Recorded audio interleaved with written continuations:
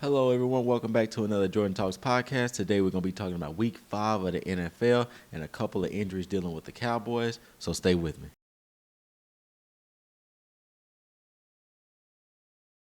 Hello, everyone. Welcome back to another episode of this podcast. Thank you all for liking and subscribing. Today, we're going to just start off with our first topic. We're going to talk about the Dallas Cowboys against the New York Giants Thursday night. Cowboys won 20-15, but it did come at a great cost. We have DeMarcus Lawrence, defensive end of the Dallas Cowboys. He will be out 4 to 8 weeks, along with Parsons. He'll possibly be out for 4 weeks. And then Diggs also got injured, and then CeeDee Lamb came into that game with a lingering ankle injury. As a Cowboys fan, this is something that I do not want to hear. Overall, we're at a point right now where we're missing players, and also we're struggling on both ends of the ball. So at this point, we can't afford to be losing players of this caliber. And I feel like these next couple of weeks is going to be a test to the Cowboys to see if they're really a great team. Dak did pretty good that game. The defense, I think, did pretty good. I feel like there were throws that Daniel Jones could have made. So the defense do need to tighten up on some things. But headed into Sunday night against the Steelers, I feel like we do have a great chance of winning. It just won't be as great as any other win that they had. On to the next topic, I have the Cowboys and the Steelers Sunday night football prediction. I think the Cowboys are going to go with the win. I feel like the Steelers 3-0 is probably a possible fraud case, if I want to say so myself. The Cowboys are going to go into Pittsburgh, and I feel like they're going to beat the Steelers. The defense will bounce back from not having Micah Parsons and DeMarcus Lawrence, and I feel like Mike Zimmer will have a way to actually control what's going on in the game when it comes to the defense.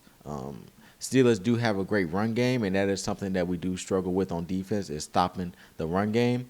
But I feel like this game is going to change. Y'all let me know what y'all think in the comments about the Cowboys and Steelers Sunday night football game. Up next, we got the Buccaneers and the Eagles. They played Sunday afternoon. The Buccaneers actually beat the Eagles 33-16. If I want to talk about the Philadelphia Eagles, one thing I pointed out with the Eagles over the past season, probably, and this season, it's just they have self-inflicted wounds. They have the players, and even with A.J. Brown out and Devontae Smith out, they still have good receivers and good options for Jalen Hurts to throw the ball to. It's just that self-inflicted wounds cost them the game against the Buccaneers. You have muff punts, you have sacks, and then you also had different penalties going on. And also the Buccaneers, they're just a team that's just rolling right now. And when you're playing against a team like that and those self-inflicted wounds show, as far as the Eagles, you out of luck. And that team, and you see the score 33-16, that's what happens. So I feel like the Eagles will bounce back, even though they are a rival of the Cowboys. I feel like they will get better as the season goes on. It's only week 4. It just takes them fixing the little things and also bringing players back from injury, like A.J. Brown and Devontae Smith. Heading into Sunday night football, from last night, we have the Ravens beating the Bills on Sunday night football 35-10. I want to just highlight the Ravens defense. The Ravens defense, every time I watch them on TV, they are doing a great job of attacking the ball everywhere it go, especially last night when they pressured Josh Allen a lot. Josh Allen was forced to make throws that he didn't feel comfortable making, and the Ravens defense did a good job of doing that. This opened up opportunities for Lamar Jackson on the offensive end and Derrick Henry, who also had a great game last night. I feel like the Ravens offense is also becoming like a variety.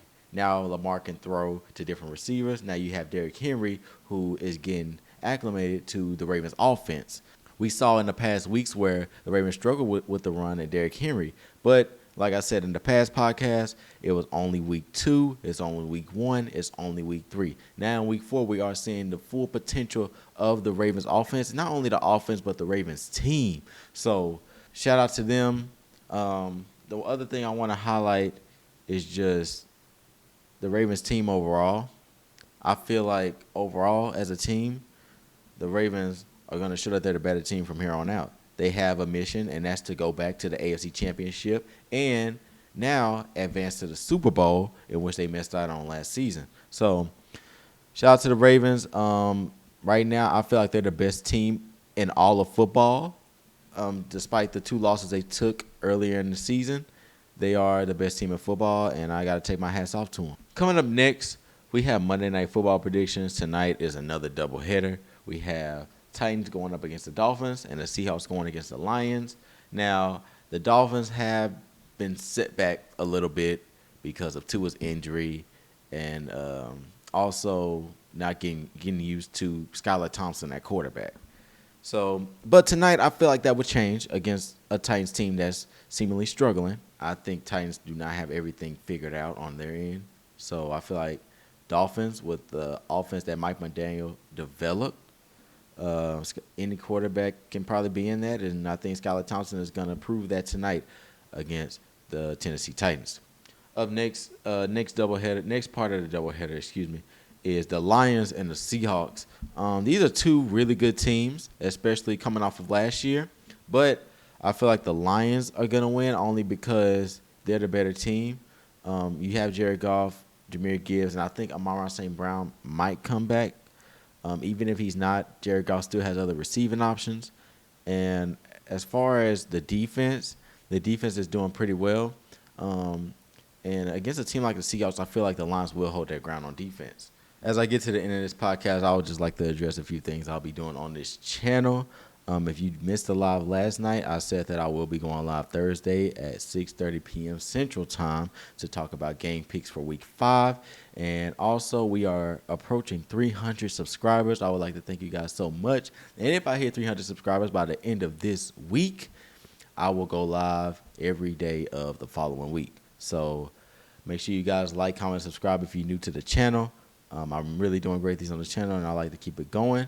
This will be the end of this podcast, and I will see you all Thursday. And I'm out. Peace.